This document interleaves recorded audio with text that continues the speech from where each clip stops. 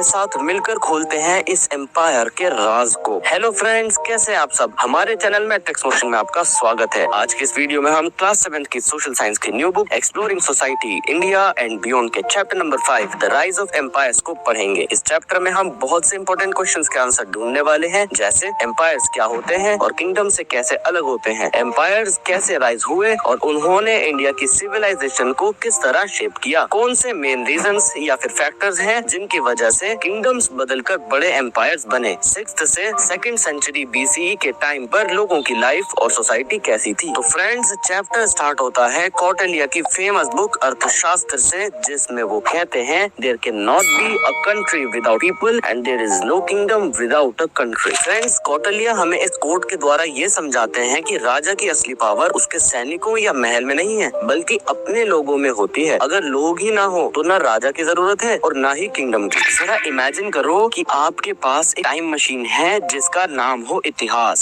आप एक बटन दबाओ और तुरंत पहुंच जाओ हजारों साल पहले के भारत में। यही एडवेंचर किया भविष्य और ध्रुव ने, और उनका पहला स्टॉप था पाटलिपुत्र, जो आज के पटना के पास है। जब वो सिटी के बाहर उतरते हैं तो उनकी मुलाकात होती है एक लड़की से जिसका नाम था इरा। इरा आयरन स्मिथ की बेटी है। इरा उन्हें बताती है कि उसके पिता तलवारों को बनाते हैं और उसके चाचा खुद एक सोल्जर हैं। तभी उनके सामने से गुजरता है एक शानदार प्रोसेशन। सोल्जर्स घोड़ों पर और हाथियों पर सवार और आर्मी चीफ्स एकदम रॉयल स्टाइल में एक ड्रॉब्रिज क्रॉस करके निकल रहे थे। इरा समझाती है कि ये ड्रॉब्रिज हमारी सिटी को सेफ बनाता है, क्योंकि डेंजर आते ही इसे ऊपर खींच लिया जाता है, और जो पानी जैसा दिख रहा है वो रिवर नहीं बल्कि एक मौत है, दुश्मनों को रोकने के लिए बनाया गया एक सुरक्षा चक्र। दूर से दिखती है हिल्स और फॉरेस्ट, जहाँ से लकड़ी, हर्ब्स और सबसे इम्पोर्टेंट एलिफेंट्स आर्मी के लिए लाए जाते हैं। इरा उन्हें बताती है कि किंग ने केव्स भी बनवाई हैं मॉन्क्स के लिए, जहाँ वो शांति और ध्यान कर सकें। फिर तीनों सिटी के अंदर जाते हैं। उन्हें दिखते हैं towering wooden walls, watch towers, palaces और लिवली बाजार्स। बाजार में ट्रेडर्स फ्रॉम चाइना सिल्क ला रहे हैं, साउथ से स्पाइसेस और ज्वेलरी आ रही है, और हर रीजन से ब्यूटीफुल कपड़े बिक रहे हैं। स्ट्रीट्स पर एक्रोबेट्स और आर्टिस्ट लोगों का एंटरटेनमेंट कर रहे हैं, कभी डांस, कभी प्लेस, कभी पिरामिड्स बनाकर शो कर रहे हैं। तब भविष्य और ध्रुव पूछते हैं, क्या तुम्हारा किंग सिर्फ इस सिटी को रूल करता है? इरा प्राउडली कहती है, नहीं, हमारा किंग एक एम्पायर रूल करता है जिसमें हजारों विलेजेस और किंगडम्स शामिल हैं। इतना बड़ा साम्राज्य जहाँ तक घोड़े पर 2 महीने ट्रैवल करते हुए भी पहुँचना मुश्किल है। तो फ्रेंड्स, इस प्रकार शुरू होती है भारत के इतिहास की एक बड़ी कहानी, द राइज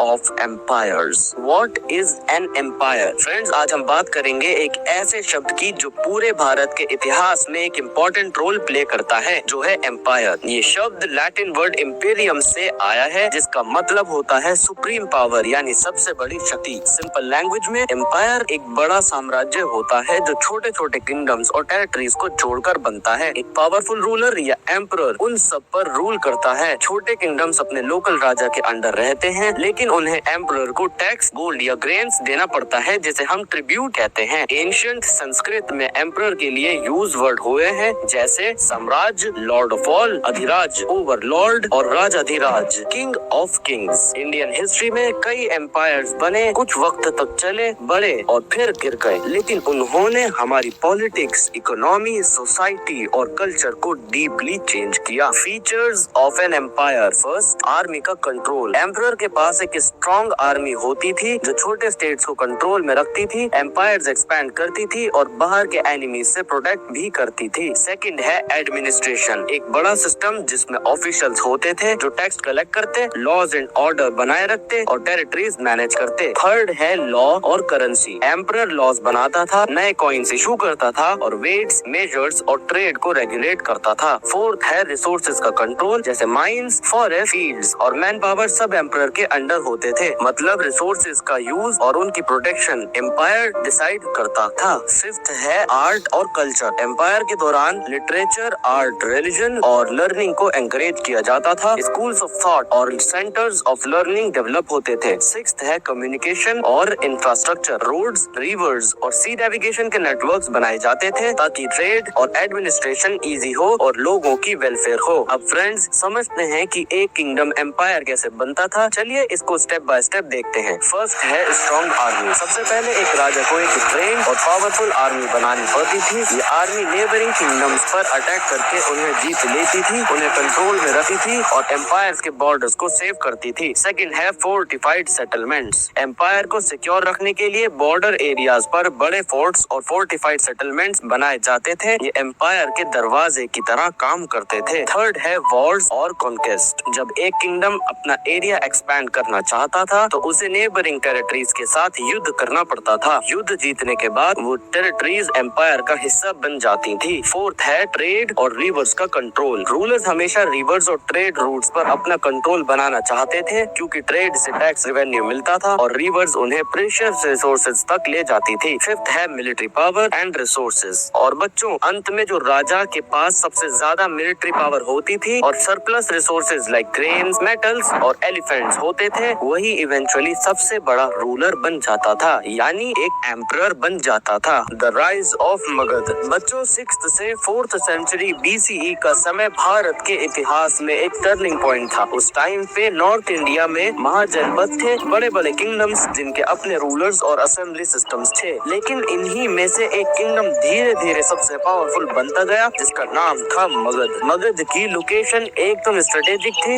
ये था गंगा प्लेन्स में, जहाँ फर्टाइल लैंड थी फॉर एग्रीकल्चर, फॉरेस्ट थे फॉर टिम्बर और एलिफेंट्स, और नियर बाय हिल से आयरन ओर मिलता था। आयरन की वजह से फार्मिंग में नए टूल्स आए और आर्मी के लिए शार्प और लाइट वेपन्स बन पाए। इससे मगध की एग्रीकल्चर और मिलिट्री दोनों ही स्ट्रॉन्ग हो गई। जब सरप्लस फूड ग्रेन्स प्रोड्यूस होने लगे, लोग सिर्फ खेती तक सीमित नहीं रहे, वो आर्ट्स और क्राफ्ट्स में भी इन्वॉल्व होने लगे। ये चीजें एम्पायर के अंदर भी डिमांड में थी और बाहर के ट्रेड रूट्स तक भी जाती थी। और गंगा और सोन नदियों ने मगध को एक और बड़ा एडवांटेज दिया, क्योंकि ये रिवर्स ट्रांसपोर्टेशन और ट्रेड के लिए परफेक्ट थी। इसी फर्टाइल बेस पर उठे पावरफुल रूलर्स जैसे अजात शत्रु, जिन्होंने मगध को एक बड़े सेंटर ऑफ पावर में बदल दिया। और फिर आया 5th सेंचुरी BCE का समय, जब महापद्म नंदा ने नंदा डायनेस्टी की फाउंडेशन रखी। उन्होंने छोटे किंगडम्स को यूनाइट करके अपना एम्पायर एक्सपैंड किया अक्रॉस ईस्टर्न और नॉर्दर्न इंडिया। अपनी इकोनॉमिक पावर को दिखाने के लिए उन्होंने silver punch marked coins issue किए, जो आप इमेज में देख रहे हो। मगध के समय में एक और इम्पोर्टेंट पर्सनालिटी थी पणिनि, एक संस्कृत स्कॉलर, जिन्होंने फेमस अष्टध्यायी लिखी, जिसमें संस्कृत ग्रामर के 3996 रूल्स दिए गए। ये दिखाता है कि उस समय सिर्फ पॉलिटिक्स और वॉर्स नहीं, बल्कि नॉलेज और लर्निंग भी अपनी पीक पर थी। और हाँ, ये पीरियड का एविडेंस हमें मिलता है सांची स्तूपा के पैनल से, जिसमें सोल्जर्स, एलिफेंट्स और हॉर्सेस हमें दिखाई देते हैं। ये मगध की मिलिट्री पावर का एक क्लियर प्रूफ है। लेकिन दोस्तों, हर एम्पायर की कहानी परफेक्ट नहीं होती। नंदा डायनेस्टी के लास्ट रूलर धनानंदा बहुत वेल्दी थे, लेकिन लोगों को ऑप्रेस और एक्सप्लॉइट करते थे। इसी वजह से वो अनपॉपुलर हो गए और यही वीकनेस बनी, जिससे उनका एम्पायर गिर गया और एब्जॉर्ब हो गया एक और भी बड़े साम्राज्य में, जो था Mauryan empire. The arrival of the Greeks. बच्चों सोचो, एक तरफ ईस्ट में मगध अपना एम्पायर स्ट्रॉन्ग कर रहा है और दूसरी तरफ नॉर्थ वेस्ट इंडिया में एक नया तूफान आने वाला है, जो है अलेक्जेंडर द ग्रेट का अराइवल। अलेक्जेंडर मैसेडोनिया का यंग और पावरफुल किंग था। सिर्फ 20s की एज में उसने पर्शियन एम्पायर को हरा दिया और 3 कॉन्टिनेंट्स तक अपना बड़ा साम्राज्य बना लिया। और फिर वो अपने सोल्जर्स के साथ इंडिया के नॉर्थ वेस्ट तक आ पहुंचा। यहाँ उसका सामना हुआ एक बहादुर इंडियन किंग से, जिसका नाम था राजा पोरस।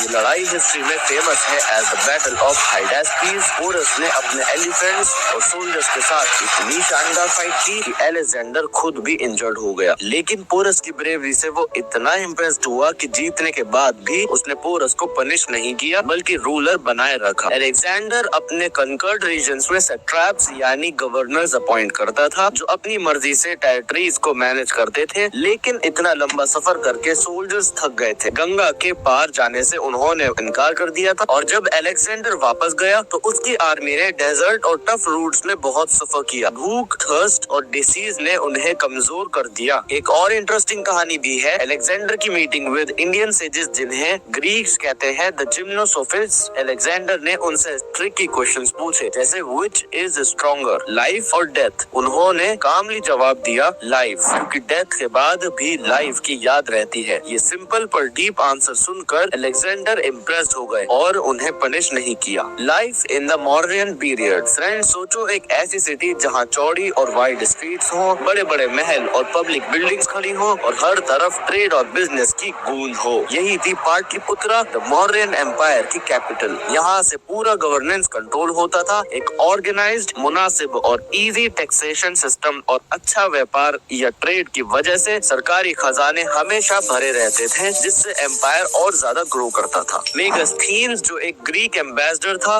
उसने अपनी राइटिंग्स में लिखा है कि मौर्यन समय में ज्यादा पॉपुलेशन खेती बाड़ी में बिजी थी। हर साल 2 फसलें उगाई जाती थी। इसी वजह से फेमाइन्स बहुत रेयर होते थे और लोगों के पास बड़ी मात्रा में अनाज और फूड होता था। सरप्लस फूड को ग्रेनरीज में स्टोर करके रखा जाता था ताकि क्राइसिस के टाइम में लोगों को सपोर्ट मिल सके। सिटीज में आर्टिसंस, क्राफ्ट्समैन भी रहते थे, जैसे लोहार, कुम्हार, कारपेंटर्स और जूलर्स, जो अपनी कला और क्राफ्टमैन से एम्पायर की शान बढ़ाते थे। रोड्स पर साइनेज होता था, कुरियर्स मैसेज ले जाते थे और फायर के लिए स्ट्रीट्स पर वाटर वेजल्स रखे जाते थे। हाउसेस वुडन थे और कभी कभी 2 स्टोरी तक बन जाते थे। लोग कॉटन की ड्रेस पहनते थे, नीचे का गारमेंट एंकल तक होता था और ऊपर एक क्लॉथ को कंधे पर डालकर पहना जाता था। कुछ लोग लेदर के शूज भी पहनते थे, जिसमें डिजाइन और थिक सोल्स होते थे ताकि वो और बड़े दिख सके। मॉडर्न आर्ट भी अपने आप में एक जेम है। जैसे आप देख रहे हो सारनाथ का अशोकन पिलर कैपिटल। इसमें 4 लायंस रॉयल पावर को सिंबलाइज करते हैं और नीचे एक रिंग पर एलिफेंट, बुल, हॉर्स और लॉयन के साथ धर्मचक्र बना है, जो बुद्धा की टीचिंग्स को रिप्रेजेंट करता है। और बच्चों, एक और फैसिनेटिंग चीज है सोगोरा कॉपर प्लेट इंस्क्रिप्शन, जो एक अर्ली एडमिनिस्ट्रेटिव रिकॉर्ड है। इसमें लिखा है कि एक ग्रेनरी बनाई गई है जो फेमाइन से बचने के लिए है। ये दिखाता है कि मॉडर्न रूलर्स लोगों की फूड सिक्योरिटी और वेलफेयर के लिए कितने सीरियस थे। Some contributions of the Mauryas life and people. बच्चों, सोचो आप एक पुराने समय की यात्रा पर गए हो और आपके सामने खड़ी है एक बड़ी सी गोलाकार बिल्डिंग। ये है सांची का ग्रेट स्तूपा। इसे अशोका ने बनवाया था पूजा और ध्यान के लिए। ये सिर्फ एक बिल्डिंग नहीं बल्कि शांति और फेथ का सिंबल है। अब चलिए ओडिशा के धौली की तरफ। यहाँ पहाड़ पर बनी है एक बड़ी सी एलिफेंट की रॉक स्कल्पचर। ये एलिफेंट बुद्धा को दिखाता है समझदार, स्ट्रॉन्ग और शांत। यहीं पर अशोका ने अपने एडिक्ट्स लिखे थे, जिसमें उसने धम्मा और लोगों की भलाई के बारे में कहा था। मॉडर्न समय में छोटी छोटी टेराकोटा की मूर्तियां भी बनी, जैसे एक डांसिंग गर्ल, अलग अलग female deities, yakshi with flying with, Saptamatrikas यानी 7 मदर्स और एक सुंदर हॉर्स का हेड। ये सब हमें उस टाइम के आर्ट और कल्चर के बारे में बताते हैं। और सबसे फेमस था अशोकन पिलर कैपिटल सारनाथ का, जिसमें 4 लायंस बने हैं। ये लायंस दिखाते हैं पावर और नीचे बना धर्म चक्र दिखाता है बुद्धा की टीचिंग्स। और बच्चों, आपको तो ये जरूर जाना पहचाना लगेगा क्योंकि ये हमारा नेशनल एम्बलम है। नीचे लिखा होता है सत्यमेव जयते, मतलब सच की हमेशा जीत होती है।